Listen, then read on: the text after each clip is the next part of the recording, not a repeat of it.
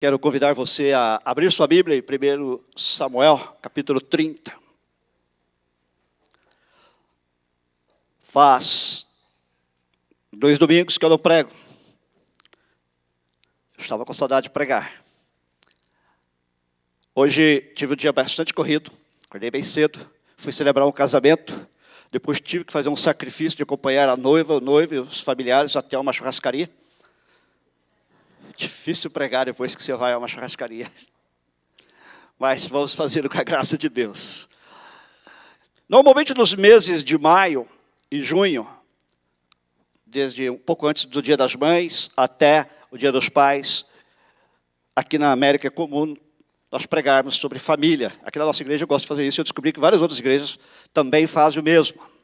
E este mês nós resolvemos fazer uma coisa diferente. Alguns pastores batistas brasileiros aqui da América, nós resolvemos trocar alguns sermões, emprestar sermões. A mensagem que eu vou pregar hoje é baseada numa mensagem do pastor Francisco Isidoro, da Igreja Batista Brasileira em Nova York. Tudo que saiu bom, primeiro, glória a Deus. Segundo, graças a Ele. Tudo que saiu ruim, tenha misericórdia de mim. Vamos abrir nossa Bíblia. 1 Samuel, capítulo 30, versículos 1 a 19. Eu quero falar hoje sobre um assunto muito importante. Diz assim o texto bíblico: quando Davi e seus soldados chegaram a Ziclag no 3º dia, os amalequitas tinham atacado o Neguebe e incendiado a cidade de Ziclag. Levaram como prisioneiros todos os que lá estavam, as mulheres, os jovens e os idosos. A ninguém mataram, mas os levaram consigo, quando prosseguiram o seu caminho. Ao chegarem a Ziclag, Davi e seus soldados encontraram a cidade destruída pelo fogo, e viram que suas mulheres, seus filhos e suas filhas tinham sido levados como prisioneiros. Então Davi e seus soldados choraram em alta voz, até não terem mais forças. As 2 mulheres de Davi também tinham sido levadas, Ainoã de Jezreel e Abigail de Carmelo, a que fora mulher de Nabal. Davi ficou profundamente angustiado, pois os homens falavam em apedrejá-lo. Todos estavam amargurados por causa de seus filhos e de suas filhas. Davi, porém, fortaleceu-se no Senhor, o seu Deus. Então Davi disse ao sacerdote Abiatar, filho de Aimeleque: traga-me o colete sacerdotal. Abiatar o trouxe a Davi, e ele perguntou ao Senhor: devo perseguir esse bando de invasores? Irei alcançá-los? E o Senhor respondeu: persiga-os. É certo que você os alcançará e conseguirá libertar os prisioneiros. Davi e os 600 homens que estavam com ele foram ao ribeiro de Besor, onde ficaram alguns, pois 200 deles estavam exaustos demais para atravessar o ribeiro. Todavia, Davi e 400 homens continuaram a perseguição. Encontraram um egípcio no campo e o trouxeram a Davi, deram-lhe água e comida, um pedaço de bolo de figos prensados e 2 bolos de uvas passas. Ele comeu e recobrou as forças, pois tinha ficado 3 dias e 3 noites, sem comer e sem beber. Davi lhe perguntou: a quem você pertence e de onde vem? Ele respondeu: sou um jovem egípcio, servo de uma amalequita. Meu senhor me abandonou quando eu fiquei doente há 3 dias. Nós atacamos o Neguebe dos Queretitas, o território que pertence a Judá, e o Neguebe de Calebe, e incendiamos a cidade de Ziclag. Davi lhe perguntou: você pode levar-me até esse bando de invasores? Ele respondeu: jura diante de Deus que não me matarás, nem me entregarás nas mãos de meu senhor, e te levarei até eles. Quando ele levou Davi até lá, os amalequitas estavam espalhados pela região, comendo, bebendo e festejando os muitos bens que haviam tomado da terra dos filisteus e de Judá. Davi os atacou no dia seguinte, desde o amanhecer até a tarde, e nenhum deles escapou, com exceção de 400 jovens que montaram em camelos e fugiram. Davi recuperou tudo que os amalequitas tinham levado, incluindo suas 2 mulheres. Nada faltou, nem jovens, nem velhos, nem filhos, nem filhas, nem bens, nem qualquer outra coisa que fora levada. Davi recuperou tudo. Não desista de lutar em favor da sua família. Não há casamento, nem família sem problemas. Hoje falamos repetidamente que família é o nosso problema número 1. A família tem sido atacada vigorosamente pelos pelas perigosas filosofias pós-modernas. Os fundamentos têm sido destruídos. Estamos vivendo no meio da era pós-moderna, onde os valores absolutos das Escrituras não estão sendo observados, mas repudiados. O que nós temos hoje não é apenas um comportamento imoral, mas a perda de critérios morais. Estamos enfrentando não apenas um colapso moral, mas um colapso de significado. Não há absolutos. Gene Edward Wirth afirma que se não há absolutos, se a verdade é relativa, então não pode existir estabilidade. Consequentemente, a vida perde o sentido. E o inevitável resultado do relativismo deste tempo é a falência dos valores morais, a fraqueza da família e o aumento espantoso da infidelidade conjugal. Em 1969, bem no meio da revolução sexual, 68% dos americanos acreditavam que relação sexual antes do casamento era errada. Em 1987, mesmo a despeito do surto da AIDS, somente 46% acreditava que o sexo antes do casamento era errado. Em 1992, somente 33% rejeitavam o sexo pré-marital. A infidelidade conjugal tem sido uma marca da sociedade contemporânea. E o divórcio tem sido apresentado como solução.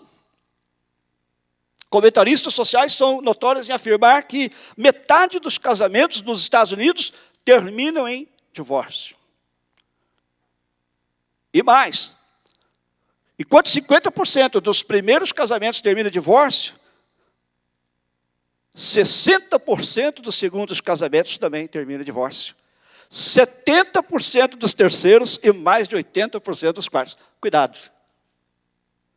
Contudo, o divórcio não é uma sábia solução para casamentos em crise, mas um sério agravante. Um outro problema que, na maioria das vezes, traz mais problemas e o profundo sofrimento e frustração.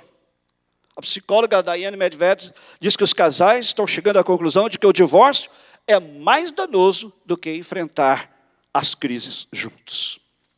As consequências e as sequelas do divórcio são devastadoras a curto, a médio e a longo prazo. Há muitos casais e filhos arrebentados emocionalmente pelo divórcio. A presença de casamentos em crise, casamentos quebrados e até mesmo do divórcio está aumentando não apenas entre os não cristãos, mas também dentro das comunidades evangélicas. Pessoas divorciadas estão flutuando dentro das comunidades evangélicas. Há até líderes enfrentando divórcio. Isso é uma realidade que não pode ser negada. Contudo, à luz das Escrituras, à luz da palavra de Deus, o divórcio não é a solução divina para a crise do casamento. Crises todos nós teremos em nossos relacionamentos. Porém, não é sensato fugir do problema, em vez de enfrentá-lo. De fato, não existe casamento perfeito. Não há casamento sem problemas. Quando alguém lhe disser, meu casamento é perfeito, nós não temos problemas, diga, muito prazer conhecer o mentiroso. Todo casamento exige renúncia e adaptação. Nenhum casamento sobrevive sem perdão e restauração. Muitas pessoas hoje estão procurando divorciar antes de entender o que as Escrituras ensinam sobre o casamento. Casamento não é uma união experimental. Não é para ver se vai dar certo. A aliança conjugal não termina quando as crises começam. Só há duas cláusulas de exceção para divórcio nas Escrituras. Uma, a infidelidade conjugal. E a outra, o abandono. E essa mudança na cultura ocidental está trazendo muitos problemas para a sociedade em geral e também para a igreja. Tudo começou quando, na década de 60 e 70, o adultério foi descriminalizado e se instituiu o que se chama em inglês no fault divorce, divórcio sem culpa. Isso foi seguido pela cultura do não casamento, sexo livre, drogas, rock, que se propagou por todo o mundo. Consequentemente, veio a epidemia das adolescentes grávidas. E a cada geração, a idade média de adolescentes que ficam grávidas diminui. Agora está em torno de 15 anos.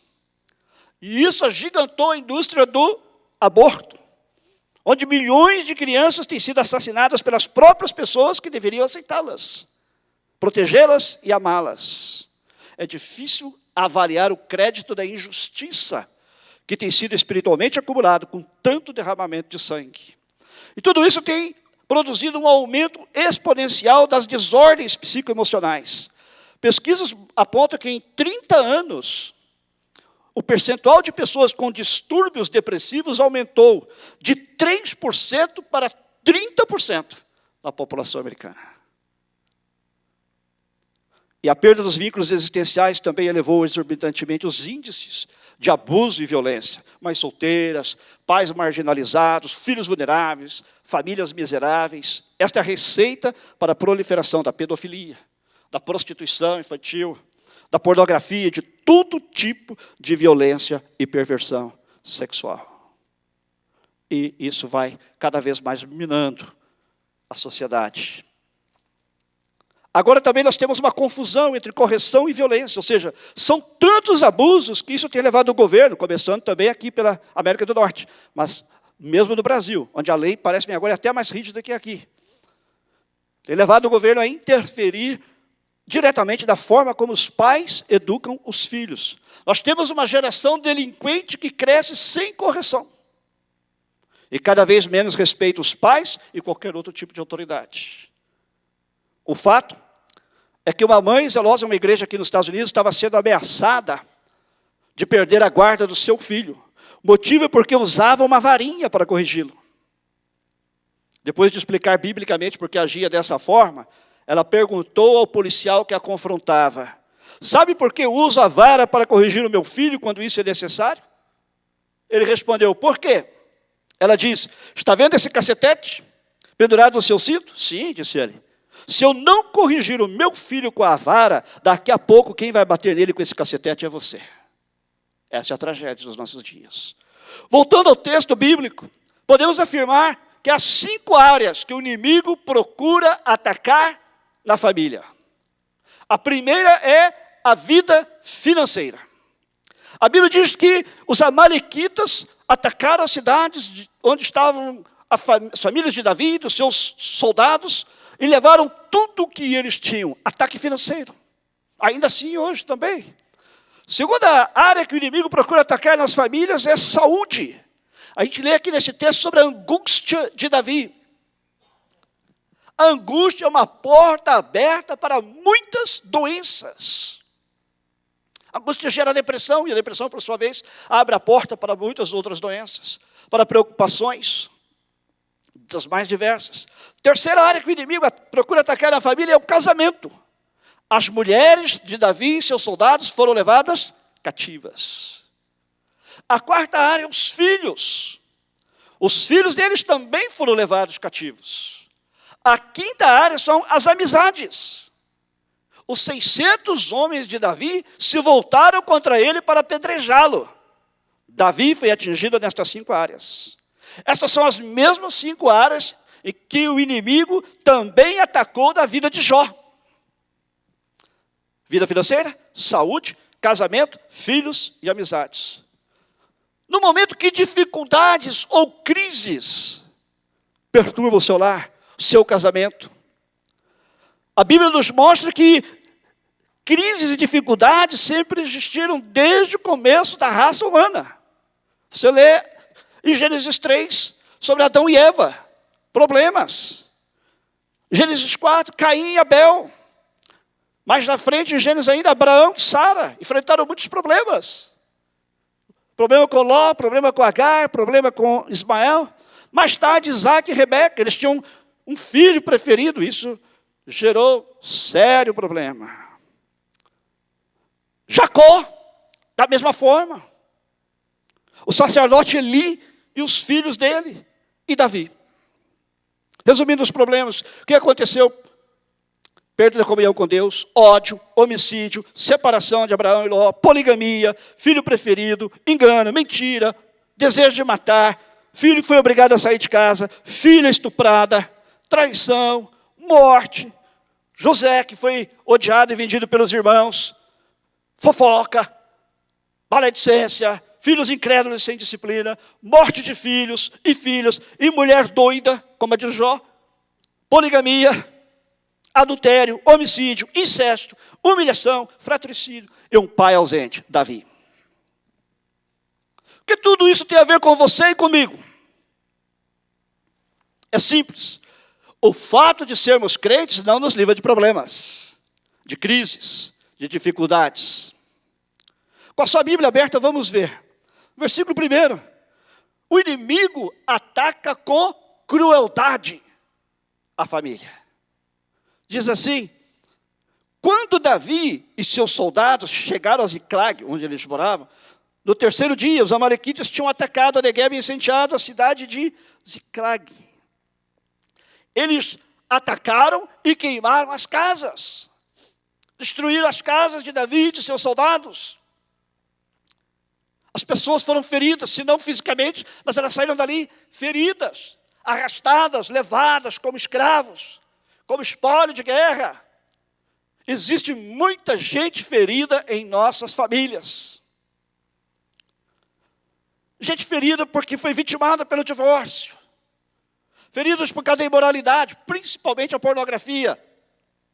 Existe agora, inclusive, não sei se você viu esta semana ou dias atrás, um aviso do Facebook, que às vezes você recebe um post, que, aparentemente de um amigo seu, quando você abre, há uma imagem pornográfica. Várias pessoas têm sido vítimas disso. Você pensa que é de um amigo, mas quando você abre, há outra coisa ali. Seu amigo não tem culpa, não pensa que foi ele. Bom, em alguns casos talvez tenha sido. Mas na maioria dos casos é gente que está invadindo o Facebook e está fazendo isso. Abusos de todo tipo, abuso psicológico. Pessoas feridas por causa de abuso psicológico, de abuso físico, de abuso sexual.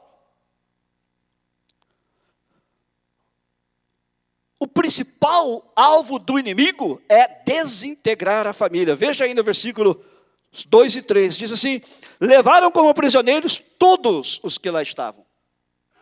As mulheres, os jovens e os idosos. A ninguém mataram, mas os levaram consigo, quando prosseguiram o seu caminho. Ao chegar a Ziclag, Davi e seus soldados encontraram a cidade destruída pelo fogo e viram que suas mulheres, seus filhos, suas filhas tinham sido levados como prisioneiros. Irmãos, como pode uma esposa estar feliz se seu marido está preso nas mãos do inimigo? Como pode um marido estar feliz se sua esposa está presa nas mãos do inimigo? Como podem os pais ficar felizes se seus filhos estão presos nas mãos do inimigo? Existem vários tipos de prisão que o inimigo coloca. Estava lendo que 40 milhões de brasileiros são desviados de igrejas evangélicas. E que uma grande proporção das populações carcerárias do Brasil são filhos de crentes, presos fisicamente, mas também presos espiritualmente. Prisão espiritual, prisão emocional e também prisão física. O alvo principal do inimigo é destruir a família. O versículo 16 diz que quando ele levou Davi até lá, os amalequitas estavam espalhados pela região, comendo, bebendo e festejando os muitos bens que haviam tomado da terra dos filisteus e de Judá. Sabe o que este texto está dizendo? Toda vez que o inimigo alcança vitória sobre sua vida e família, o inimigo festeja no arraial. Ele faz uma festa. Eu pergunto, onde a sua família está dando festas? No arraial de Deus ou no arraial do inimigo? Você é o mesmo lá na sua casa, com a sua família, que você é aqui na igreja? Ou aqui você tem um padrão e lá fora você tem outro? Diz, isso não tem nada a ver com a igreja. Tem sim. Primeiramente tem a ver com Deus. Porque seus filhos não estão olhando tanto para o que você fala, mas para o que você faz. Por isso é que há tantos filhos de crentes desviados, até filhos de pastores. Muitas vezes a nossa família fica desprotegida. Davi não protegeu a sua família. Ele estava na guerra errada. Ele estava lutando contra o povo de Deus. A favor do rei filisteu. Muitas vezes você está lutando pelas coisas erradas, pelos valores errados.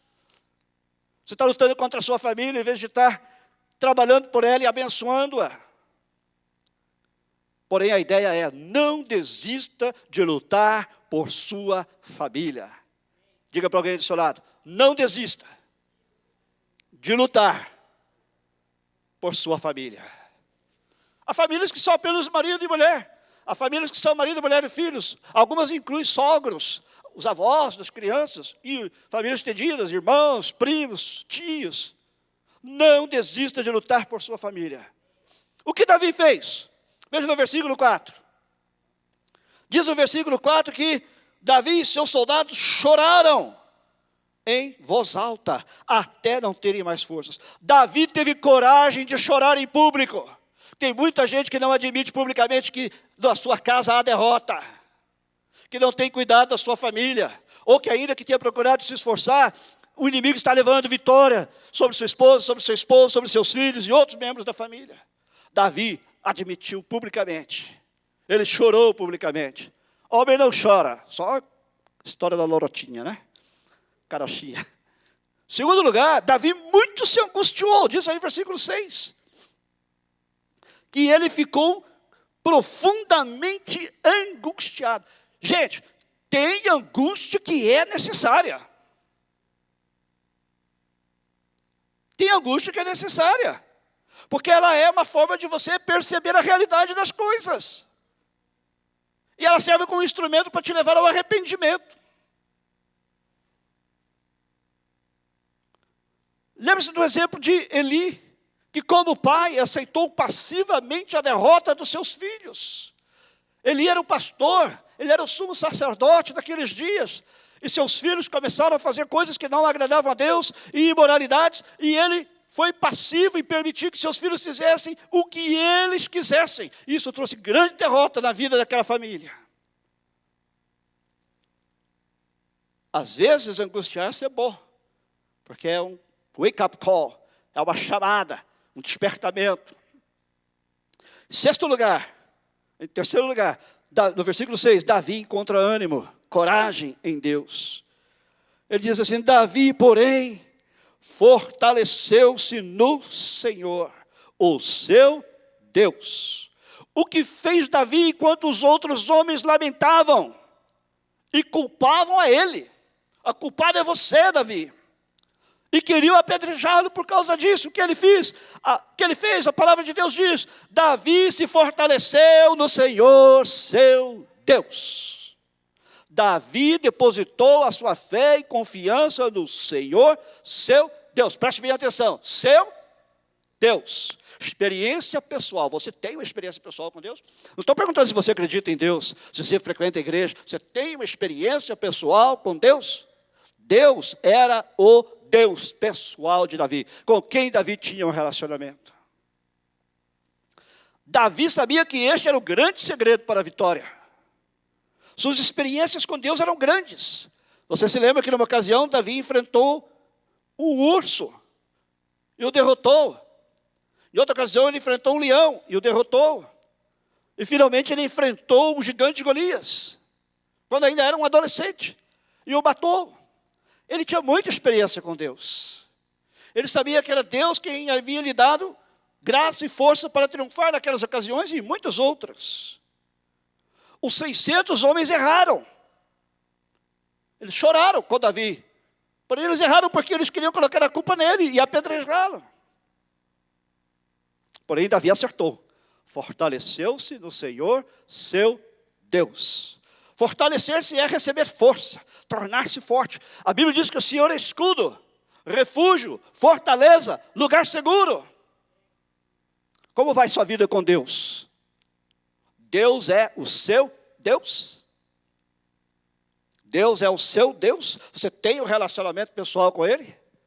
E você só pode ter um relacionamento pessoal com Deus através de Jesus Cristo, seu Filho. Somente através de um relacionamento pessoal com Deus é que você pode dizer: o Senhor é o meu Deus.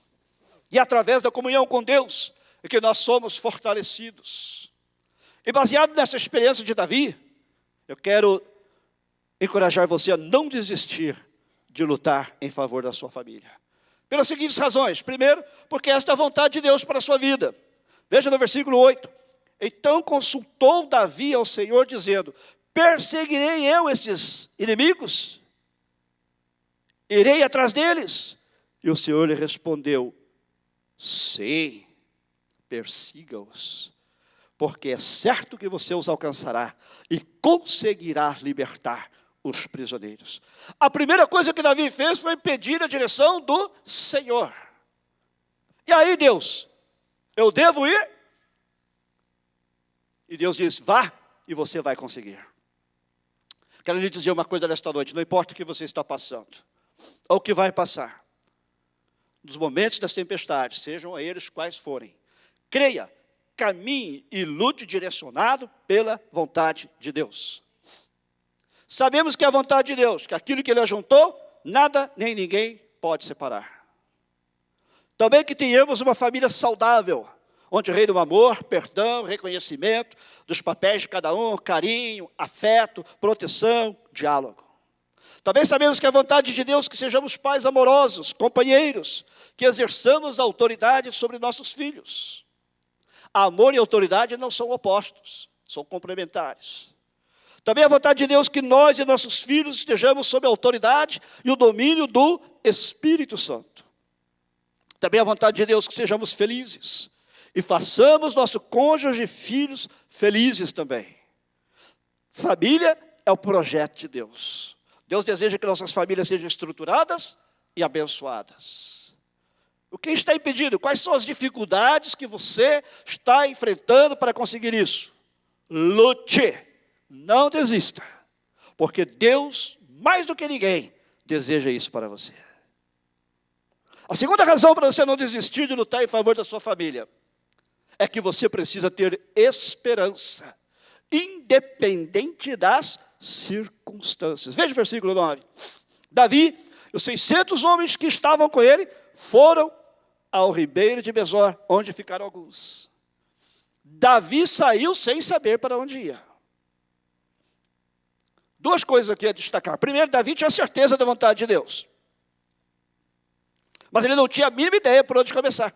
Ele não sabia para onde os inimigos tinham levado as famílias, as mulheres, as crianças, as idosas. Havia tristeza nos corações, angústia, dor, saudade, raiva, revolta. Mas e daí? A fé no Deus que mandou ir era maior do que toda aquela realidade. Ele partiu, ele foi em busca de tudo que havia perdido, esposa, filhos, família. E eu pergunto, quais são as circunstâncias que você enfrenta hoje? O que você tem perdido dentro do seu relacionamento ou dentro da sua família? A fé deve levar você a ir à luta, independente do tamanho das barreiras ou das suas dificuldades. Decida tão somente lutar pela fé para trazer de volta o que o inimigo levou. Em segundo lugar, eles tiraram forças de onde parece que não havia. Diz assim que no versículo 10, que Davi e os 600 homens foram com ele, e depois o que aconteceu? Alguns ficaram, pois 200 deles estavam exaustos demais para atravessar o ribeiro. Todavia, Davi e 400 homens continuaram a perseguição. O cansaço era visível na vida daqueles homens, eles estavam vindo de uma guerra, de uma batalha. E esses homens já deviam estar há dias dormindo pouco, alimentando-se mal. E quando pensaram que iam descansar, chegar em casa, curtir a esposa e os filhos, encontraram toda aquela situação. E sem descanso partiram para a perseguição. Mas olha que interessante, alguns ficaram para trás. Por causa desse cansaço, não puderam acompanhar Davi. Porém, Davi e mais 400 não desistiram. Continuaram a sua busca, a sua fé em Deus não deixava que Davi desistisse. A sua fé em Deus era o renovo da sua força, a confiança de resgatar sua família e a família dos outros companheiros. Isso o fazia forte, persistente e corajoso. Quantos têm desistido? Quantos têm ficado para trás? Têm cedido a separações, a divórcios? Têm desanimado? Porque perderam, ou porque nunca tiveram ou buscaram ter fé. Mas eu quero encorajar você hoje a continuar lutando, a ter fé, a buscar a fé que anima o cansado, que dá força e coragem para prosseguir, que faz de nós homens e mulheres fortalecidos pela força que vem do Senhor. A terceira razão para você não desistir de lutar em favor da sua família é que você precisa acreditar no seu potencial e no potencial do outro. Veja o versículo 17. Diz que quando Davi ali chegou, os amalequitas estavam ali espalhados por aquele lugar, e o final do versículo diz que Davi os atacou, começo do versículo, os atacou no dia seguinte, desde o amanhecer até a tarde. É interessante que em todo esse episódio nós não vemos Davi sentado esperando o milagre cair do céu. Ele já tinha a palavra de Deus, ele tinha fé em Deus, mas ele não ficou sentado em meio às dificuldades esperando o milagre descer do céu. Vemos o Davi disposto, um Davi confiante e indo à luta, usando suas habilidades de guerra. Ele era um homem de guerra, talvez com mais ousadia do que nunca. Fé em Deus também nos leva a acreditar em nós mesmos. Não foi isso que Paulo diz? Posso. Não diz, ele pode. Posso. Todas as coisas. Naquele que me fortalece. Fé em Deus nos leva a descobrir que Deus quer usar o que temos e o que somos nas lutas dos vendavais da vida. Deus quer realizar o que precisa ser realizado usando o nosso potencial. Você precisa acreditar em você mesmo. Você tem valor para Deus. Você crê nisso?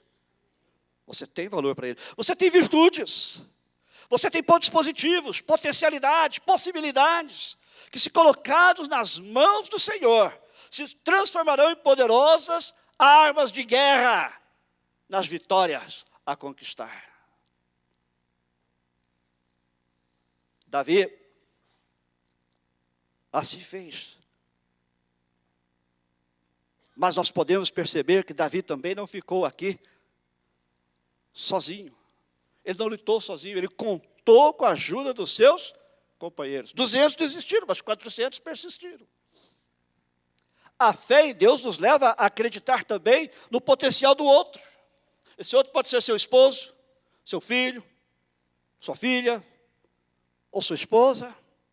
Ninguém luta sozinho quando se trata de alcançar vitória nos relacionamentos. Sozinhos não chegamos a lugar nenhum. Precisamos acreditar no outro. O outro tem virtudes, tem potencial, tem possibilidades que, se usados também pelo Senhor e somados aos nossos, ninguém segurará. A quarta razão para você não desistir de lutar em favor da sua família é que você verá o impossível ser realizado diante dos seus próprios olhos. Quero afirmar 3 coisas. Primeiro, Deus é o Deus do impossível. No dicionário de Deus não existe a palavra impossível. Quando alguém lhe disser é impossível, diga não para meu Deus. Hoje eu estava conversando com o pai do noivo, cujo casamento eu realizei, e ele me disse que ele começou uma igreja na cidade de Iguape, no litoral sul de São Paulo. Quando ele chegou, ele era muito conhecido, porque ele era um pinguço da cidade. Era um engenheiro, mas vivia nas rodas de pinga e festas. E quando ele se converteu, foi um choque em toda a cidade. E ele começou uma igreja na sua casa, ele era novo convertido. E ele foi transferido pela sua companhia para Iguape, onde ele já tinha morado durante muitos anos. E ele resolveu começar uma reunião de oração da casa dele. E aquela reunião começou a crescer e virou uma igreja. E ele se tornou o pastor daquela igreja.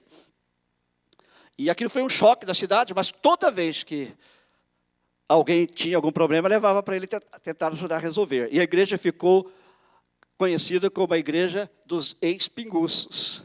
Como ele era pinguço, da roda de pinga, de cachaça, ele alcançou muita gente que também bebia ali com ele, os companheiros dele, e virou o apelido da igreja era a igreja do tira-álcool. Você ia para lá, você era libertado da bebida, do álcool, do vício. E ele disse que um dia um médico, que era companheiro dele de bebida, o chamou ao hospital e falou, olha, estou com um sujeito aqui, a portas de morrer, ele já bebeu a tal ponto que ele vomitou o fígado dele, já estou para assinar o atestado de óbito dele. Venha aqui ver se você pode fazer alguma coisa por ele. E ele foi lá, o pastor foi lá orar. E quando chegou lá, ele não conhecia o rapaz, e ele viu aquele estado, o médico falou, ó, o atestado de óbito está pronto, só falta assinar. Mas veja aí se você pode fazer alguma coisa. E ele foi e ele orou para aquele rapaz, e o evangelizou, e o rapaz ficou lá no hospital. Pensou que ele tinha saído, né? Ele continuou no hospital. Uma semana mais tarde, o médico ligou para ele. Olha, eu vou ter que rasgar a certidão de óbito. Por quê? Porque o rapaz está curado, está normal, já dei alta e foi para casa. E o rapaz foi para a igreja e se converteu. Esse é o Deus a quem nós servimos. É o Deus do impossível. Para ele não há impossíveis. Para você e para mim, sim. Mas no dicionário de Deus não existe a palavra impossível. Não há nada que Deus não possa fazer. Para ele, todas as coisas são possíveis. Em segundo lugar, quando nós agimos dentro dos propósitos de Deus, certos da vontade de Deus, ele usa os meios mais incríveis para nos abençoar. Lembre-se, Davi saiu com soldados atrás das famílias e dos que os haviam levado cativos, mas ele não sabia para onde ir, no meio do deserto. Como é que você vai achar alguém? Mas ele estava fazendo a vontade de Deus, estava anunciando a vontade de Deus. De repente eles encontram o rapaz lá, às portas da morte, caído lá no deserto. E ele perguntou, quem é você? Ele falou, sou egípcio. Davi já olhou com desconfiança, porque os egípcios eram inimigos. E eu sou servo de um amalequita. Os amalequitas é que tinham atacado a cidade e levado as mulheres, as crianças, os idosos. Sou egípcio e sou servo de um amalequita. E nós, o rapaz se incluiu, nós atacamos a cidade de vocês. E destruímos tudo. E nós é que levamos as esposas, as crianças e os idosos. Eu imagino que Davi já queria enfiar a mão na espada e cortar a cabeça do sujeito. Ele falou, porém, se você jurar por Deus que você não vai me matar, eu vou te levar até onde os inimigos estão. Deus usa quem Ele quer. O que Ele quer. Quando Ele quer. Você crê nisso? O meio que Ele quiser. E pode ser o meio mais incrível, usar o inimigo. Ele usa quem Ele quer, gente. Tem alguns crentes que têm um medo do diabo. Que eu vou te falar. É como se o diabo tivesse o mesmo poder que Deus. Deus usa até o diabo quando Ele quer. Para os propósitos dEle. Porque o diabo também está submisso a Deus. Ele é o inimigo. Porém, ele não é maior que Deus e nem sequer é igual a Deus. Ele usa os meios que Ele quer. Eu já contei a história para vocês daquela velhinha que orava. Tinha acabado a comida da casa dela. Ela começou a orar, Senhor, em voz alta, né? Senhor, manda comida, manda pão, não tenho mais nada para comer, manda pão. Ela morava num barraco. Acho que era no Rio de Janeiro. Ela orando. Aí o rapaz passou na rua, os rapazes passaram na rua e falaram assim, olha aí ela orando, é crente, vamos aprontar para ela, vamos. Foram lá na padaria e compraram um pão. Aí subiram lá no telhado do barraco, aquelas telhas fáceis de remover, e ela lá orando, Senhor, manda pão. Ela estava com a panela na frente dela, assim, vazia. Senhor, minha panela está vazia. De repente, escuta aquele barulho, pop! Quando ela abre os olhos, tem um pão dentro da panela. Ela, Senhor, obrigado, Senhor, obrigado pelo este pão. O Senhor ouviu a minha oração. Aí os rapazes gritaram lá de fora, não foi Deus não, quem mandou esse pão, foi o diabo. Aí ela, Senhor, muito obrigado, porque quando o Senhor manda, até o diabo serve de office boy. É assim que Deus faz. O inimigo foi usado para localizar as famílias. Não desista. Deus agirá em seu favor. A vitória total. Versículo 17. Que nós, inclusive, já lemos 2 vezes. O que é que diz aí? Diz que Davi foi lá e os feriu. Desde o amanhecer até o entardecer. E nenhum deles escapou. Senão 400 jovens, que montados em camelos fugiram. E assim, diz a palavra de Deus. Preste atenção agora, no último versículo. Diz assim. Estou usando 2 versões, então eu vou ler nesta aqui. Diz assim. Versículo 18. Davi recuperou tudo o que os amalequitas tinham levado, incluindo suas mulheres. Nada faltou, nem jovens, nem velhos, nem filhos, nem filhas, nem bens, nem qualquer outra coisa que fora levada. Davi recuperou tudo. Davi trouxe de volta. Vitória total. Esse é o final de quem não desiste de lutar e caminhar por fé. Em conclusão, será possível reconstruir nossas famílias? Eu sei que há pessoas aqui que já passaram pela triste experiência da destruição do casamento, da família, mas Deus é o Deus que tem o poder de restaurar a sua vida. Deus é o Deus que tem o poder de restaurar a sua vida e a sua família. Hoje, esse casamento foi, na verdade, um casamento de duas famílias. O que a gente chama aqui nos Estados Unidos, blended family. Eles formaram uma nova família mista. A moça também passou por sérios problemas. E se divorciou. E ela tem 2 filhos lindos, gêmeos. E o rapaz também. A esposa o traiu, abandonou. E abandonou os filhos também. E ele cuidou dos filhos. E agora eles estão formando uma nova família. Deus é o Deus da segunda chance, creia nisso. Deus é o Deus que dá uma nova oportunidade, que ajuda. E ajuda você a lutar e aprender com as experiências do passado e a ser vitorioso do presente e do futuro. Você crê nisso? Segunda coisa. Quem sabe a sua família não está destruída, mas está perigando. Deus também pode lhe dar a graça, a sabedoria, para que isso não venha a acontecer. Será possível mudarmos o ambiente da nossa família? Sim, é possível. Com Deus, todas as coisas são possíveis. Será que é possível sermos felizes? Sim, é possível. Eu quero dizer para os casais aqui o que eu digo de vez em quando. Não há casais perfeitos, mas há casais felizes. É possível ser feliz. Claro que sim. O segredo é não desistir de lutar em favor da sua família. Porque esta é a vontade de Deus. O Deus que fará o impossível por você. Amém? Incline a sua cabeça. Feche seus olhos. Este é o Deus que quer trabalhar na sua vida. Agora você precisa ter um relacionamento pessoal com Ele, como Davi. E se esta noite você tem lutado, seja para restaurar algo que está quebrado, ou será que você talvez tenha lutado para não deixar que quebre, não deixar que estrague? Deus está aqui para te ajudar, para te fortalecer. Se você depositar sua confiança nele e se fortalecer nele, como disse Davi. Como fez Davi. Mas você precisa fazer também como Davi. Ele precisa ser o seu Deus. Um relacionamento pessoal com Deus. Mas também não basta restaurar a família se você primeiramente não é restaurado. Deus precisa ser o seu Deus e você precisa de restauração na sua vida. Esta noite eu quero convidar você que deseja que Deus faça algo novo na sua vida primeiramente. E também na sua casa.